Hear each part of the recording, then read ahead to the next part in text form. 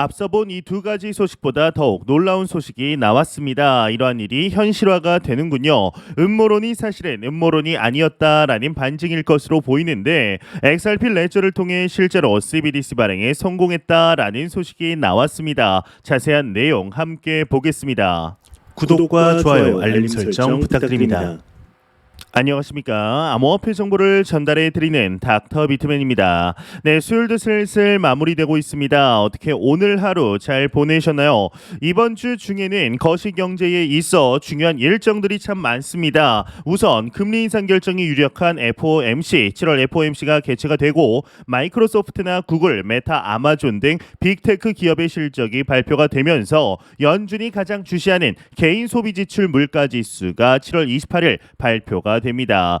이런 일정이 한 주에 하나만 발표되어도 시장의 여파가 참 클 텐데 한 주에 이런 중요한 경제 일정이 몰려 있다니 신기하면서 긴장되기까지 하는데요.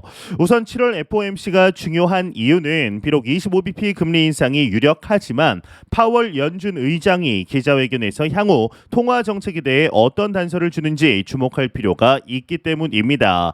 만약 제롬 파월이 이번 금리 인상이 마지막이라는 뉘앙스를 풍긴다면 2022년 3월부터 이어졌던 금리 인상 사이클이 완료되면서 시장은 상승으로 화답할 것입니다. 하지만 향후 데이터 등을 참고하면서 정책을 펼치겠다라고 한다면 긴축 정책의 불확실성은 여전히 남아 시장은 횡보나 하락할 가능성이 있습니다. 또한 주요 빅테크 기업 실적의 경우는 이들 기업이 올해 미 증시 상승을 견인한 만큼 그들의 실적이 저조하다면 고공행진하던 미 증시가 꺾이면서 유의미한 조정이 올 수 있는데요. 비록 최근에 미 증시와 코인 시장의 상관관계가 낮아졌다고 하지만 미국 기업 실적은 경기 침체와 연관될 수도 있어서 절대로 무시해서는 안 된다라고 생각합니다. 그리고 개인 소비 지출 물가 지수의 경우는 소비자 물가 지수 둔화에 이어 미국 인플레이션이 지속 둔화되는지 확인할 수 있는 아주 좋은 지표입니다. 사실 시장에 대한 파급력은 소비자 물가 지수가 높지만 연준이 가장 주시하는 물가 지수는 근원 개인 소비 지출 물가 지수입니다. 그동안 인플레이션이 뚝뚝 떨어지지 않고 끈적거리며 잘 떨어지지 않았던 요인이 바로 서비스 물가인데요. 이번에 근원 개인 소비 지출 물가 지수가 제대로 꺾인다라면 연준의 통화 정책에 적지 않은 영향을 끼칠 것입니다.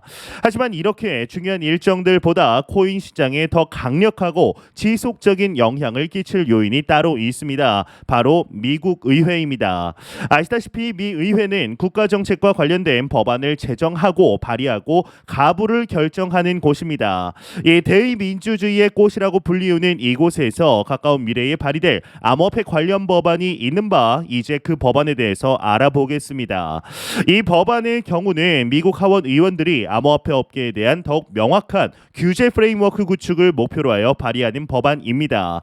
이 법안에는 기존 금융법 내 블록체인 암호화폐를 정의하는 규칙을 제정하며 미국 증권거래위원회 SEC 및 미 상품선물거래위원회이죠 CFTC의 암호화폐 거래 플랫폼에 대한 규제 프레임워크 구축을 의무화하는 내용 등이 포함되어 있습니다. 이를 더욱 세부적으로 보면 이 법안은 규제 당국이 기존 금융법 내에서 블록체인과 디지털 자산을 정의하는 규칙을 발행하고 디지털 자산 거래소를 위한 새로운 규칙을 만들도록 요구하는 등 미국에서 암호화폐 시장이 작동하는 방식을 변경하는 내용을 담았습니다. 즉 미 증권거래위원회 SEC와 상품선물거래위원회 CFTC가 거래 플랫폼을 위한 디지털 자산별 규칙을 작성하라라고 요구하고 있는 셈이죠.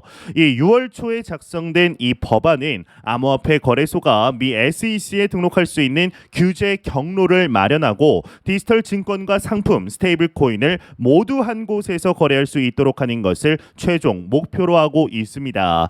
참고로 법안은 지난 6월 초 처음 작성되고 암호화폐 거래소가 SEC에 등록될 수 있도록 규칙을 제정하는 디지털 증권, 상품 및 스테이블 코인이 한 곳에서 거래될 수 있도록 규정합니다. 특히 우리가 해당 법안에 주목해야 하는 이유는 디지털 자산의 정의에서 주식, 채권, 양도 가능한 주식, 이자 증서 또는 이익 공유 계약 참여 등과 같은 전통적인 유가 증권의 범주를 제외시켰다라는 점인데요. 이는 디지털 자산 대부분이 증권이라는 SEC의 주장을 무력화하는 것이고 앞서 법안에 나온 것처럼 디지털 자산에 대한 규칙은 별도로 정해야 한다라는 의미로 풀이됩니다. 이제 다가오는 26일 미 하원 금융서비스위원회와 농업위원회는 이 법안을 하원 전체로 상정하는 것을 두고 토론과 투표를 진행할 계획입니다. 다만 공화당이 과반인 하원에서 이 법안이 통과되더라도 민주당이 장악하고 있는 상원을 넘어설지는 미지수인데요.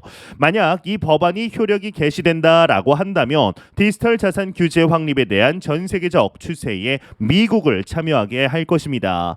그 이유는 앞서 언급한 프레임워크 구축 의무화 외에도 기존 금융법 내 블록체인 암호화폐를 정의하는 규칙을 제정해야 한다라는 내용이 담겨 있기 때문이죠. 이제 흥미로운 점은 SEC가 현재 다양한 암호화폐 법안을 마련 중인 의회에 참 비협조적이다라는 점인데요. 한 언론에 따르면 미 의회 관계자가 말하길 SEC가 하원금융서비스위원회 공화당 의원들이 제출한 디지털 자산 시장 구조 초안에 대한 기술적 피드백을 6주가 넘도록 제공하지 않고 있다라며 SEC는 암호화폐 규제 관련 비협조적인 자세를 보이고 있다라고 토로했습니다. 이는 앞서 언급한 법안과 별개인 디지털 자산 시장 구조 초안에는 미국 상품선물거래위원회 CFTC의 디지털 자산 감독 관련 권한을 부여하는 내용이 담겨 있기 때문인 것으로 사료가 되는데, 이미 여러분들도 아시겠지만 SEC와 그 수장 게리 갠슬러는 암호화폐를 규제하는 것을 넘어서 마치 탄압하려는 행보를 종종 보이고 있습니다. 그러나 미 의회는 SEC나 블록체인 업계 중 한 곳에 편향적으로 움직이는 것이 아닌 규제 당국과 산업이 어느 한쪽으로 기울어지지 않도록 노력하고 있습니다. 그 노력이 SEC의 블록체인 탄압에서 벗어나길 바라며 이번 주 법안 발의 동향을 유심히 체크할 필요가 있다라고 보는데요. 이러한 매크로 상황과 더불어서 매일같이 나오는 리플 XRP 관련 소식 오늘도 계속해서 나오고 있습니다. 현재 여러분들도 아시다시피 리플사의 경우는 미 SEC와의 소송에서 압도적인 우위를 점하고 있는 상황 속 리플의 XRP 토큰 판매가 올해 급증한 것으로 밝혀지면서 판매 증가가 XRP에 미칠 영향에 관심이 쏠리고 있습니다. 이제 올해 들어서 지금까지 리플은 총 22억 2천만 개의 XRP를 판매했는데, 이는 월 평균 3억 1,500만 개의 토큰 판매에 해당됩니다. 이에 비해서 2021년 XRP 판매량은 연간 20억 개, 월 평균 1억 6,600만 개로 집계가 되는데요.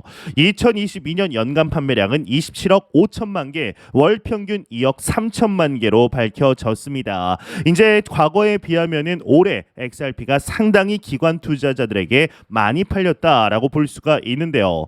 이 리플과 SEC의 소송이 진행되고 있음에도 XRP의 판매 2021년 이후 큰 폭 증가했습니다. 2023년 월 평균 판매량은 2022년 대비 무려 37% 증가했는데, 이 리플 토큰의 판매, XRP의 토큰 판매 증가는 XRP와 XRP 커뮤니티 투자자들에게는 긍정적인 뉴스로 볼 수도 있고 부정적인 뉴스로 볼 수도 있습니다. 이 토큰 판매 증가는 수요 증가를 반영하는 것이기 때문에 XRP의 성장과 보다 폭넓은 수용을 시사하죠. 특히 XRP 토큰 수요가 주로 기관 투자자들로부터 나왔다는 사실이 중요한데요. 이는 XRP의 사용 사례가 암호화폐 공간, 암호화폐 시인을 넘어 확대되고 있음을 암시하고 있습니다. 이에 비해서 XRP의 디플레이션 메커니즘이 존재하지 않는 상황에서 토큰 유통량 증가는 XRP의 가치를 떨어뜨릴 수 있는데, XRP 유통 공급량은 금년 초 503억 3,400만 개에서 현재 525억 5,400만 개로 증가했습니다. 이와 더불어서 웹3 블록체인 컨설팅 그룹인 카탈라이즈 리서치와 리플이 한국 내 XRP 레저 생태계 확장을 위해 파트너십을 체결했습니다.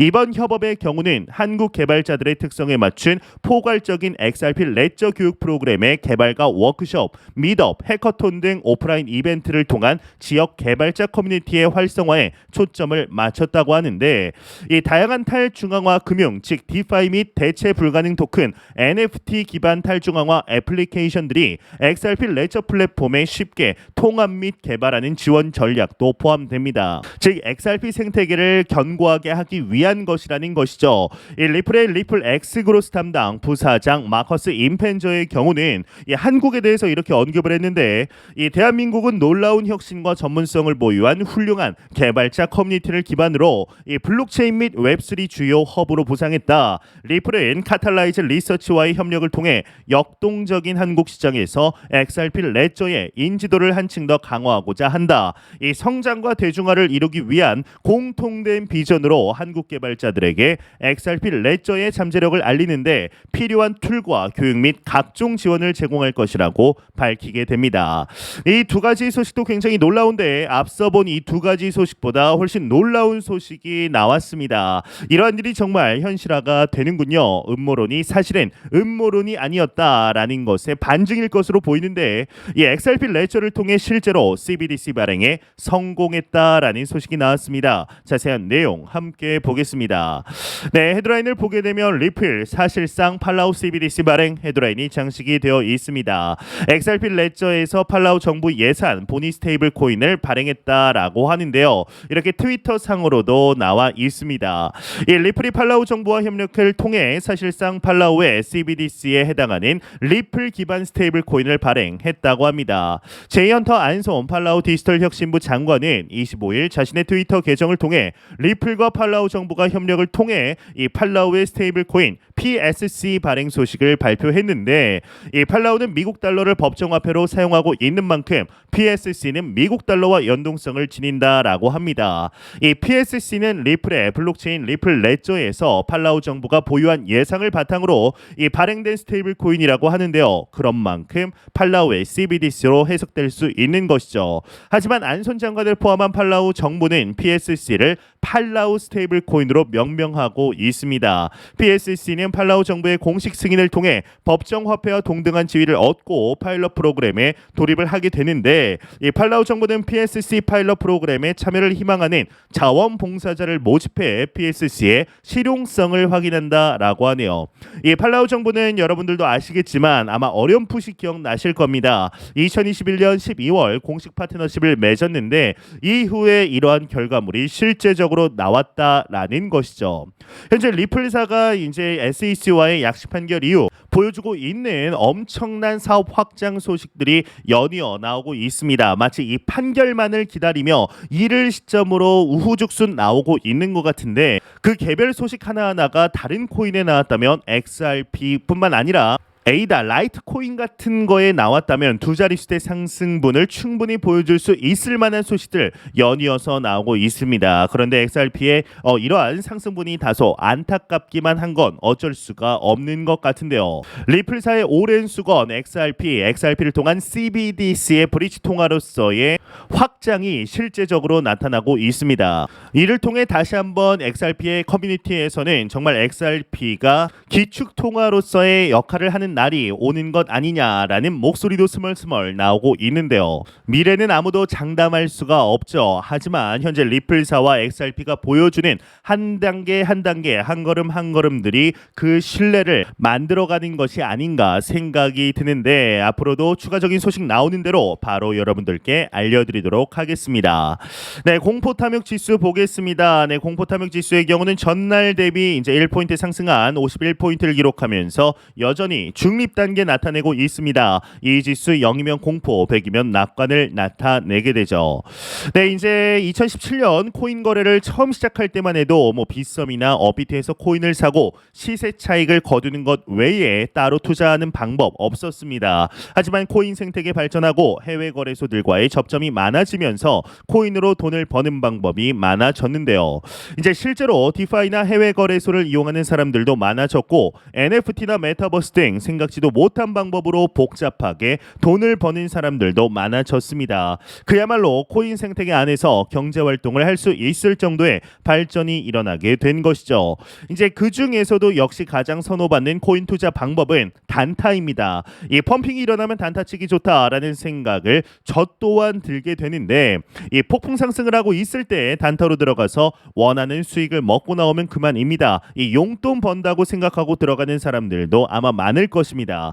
그런데 해보시면 아시겠지만 코인 단타로는 큰 돈을 벌기는 어렵습니다. 특히나 소액으로 투자하는 개인들은 더더욱 단타로는 큰 돈을 벌기가 어렵습니다. 왜 그럴까요? 단순히 변동성이 크기 때문에 라고 한다면 이런 말을 시작하지도 않았을 겁니다. 변동성은 오히려 큰 수익을 낼 수 있는 기회로 여겨지기도 합니다.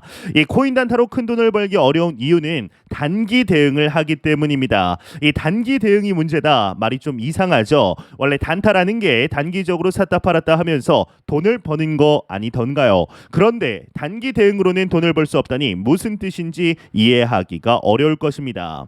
비트코인이 막 상승할 때, 알트코인이 막 상승할 때 차트를 보고 사람들이 기술적 분석을 합니다. 이 기술적 분석이라는 게 있기 때문에 사람마다 보는 방식도 다르고 타점을 찍는 법도 다를 것입니다. 보통 이렇게 추세만 보고 조정이 조금 오더라도 상승할 것이라는 생각을 합니다. 하지만 실제로 예상보다 훨씬 큰 하락을 맞게 됩니다. 이런 움직임을 보면 대부분 단타를 치는 투자자들은 재빨리 돈을 빼게 됩니다. 하락률이 커지면 손실을 줄이기 위해 어쩔 수 없이 당연스럽게 합리적으로 하는 선택이죠. 그런데 조금 더 보게 되면 큰 하락을 맞았던 코인이 다시 오르기 시작하는 모습을 여러분들도 심심치 않게 확인할 수가 있습니다. 그러니까 이 단타로 10% 20%를 먹더라도 결국 손실로 크게 잃고 나면 큰 상승 흐름에는 올라타지 못하게 된다라는 것인데요. 우리가 모든 단기 이벤트에 다 대응할 수는 없습니다. 그런데 단타는 이런 모든 이벤트와 가격 흐름에 대응을 하게 만듭니다. 그래서 결국 흐름을 타지 못하고 잃게 되는 것입니다. 이제 저는 현물 거래도 해봤고 레버리지도 해봤습니다. 그런데 대부분은 현물 거래 그리고 1년 이상의 장기 투자를 위주로 하고 있습니다. 이렇게 하는 이유는 제 한계를 잘 알고 있기 때문입니다. 이 모니터 보면서 일일이 타점 찍기를 할 수도 없고 모든 기회를 돈으로 만들 능력도 없습니다. 그게 있다면 워렌 버핏을 뛰어넘는 자산가 충분히 될 수 있지 않을까요? 네, 그렇기 때문에 꾸준히 비트코인 쓰고 모으고 있습니다. 그렇게 하면 2022년 같은 줄곧 하락하는 장에서도 평단가 낮출 수 있고 2023년 상반기 같은 상승장에서 수익을 낼 수 있습니다. 그리고 계속 들고 있다면 2025년 불장에서 결국에는 20에서 30만 불을 목표로 매도도 할 수 있게 됩니다. 이 단타로는 큰 돈 못 법니다. 이 코인 장기 투자만이 답입니다. 제가 매 영상 말씀드리지만 절대로 단기적인 시각으로 이 시장 바라보지 마시고 장기적인 시각으로 또한 오랜 시간 동안 함께할 수 있는 여유 자금을 통하여 투자를 진행하시길 진심으로 바래 보도록 하겠습니다. 네, 제가 준비해온 소식은 여기까지입니다. 영상이 도움이 되셨다면 구독과 좋아요 그리고 광고 한 편만 처음부터 끝까지 시청 부탁드립니다. 이 채널은 오직 광고 수익으로 운영이 되게 됩니다. 항상 영상 시청해 주시는 시청자분들, 구독자분들 너무나 감사드립니다. 오늘 남은 시간 잘 마무리하시길 바라면서 저는 더욱 도움이 되는 영상으로 찾아뵙도록 하겠습니다. 지금까지 닥터 비트맨이었습니다. 감사합니다.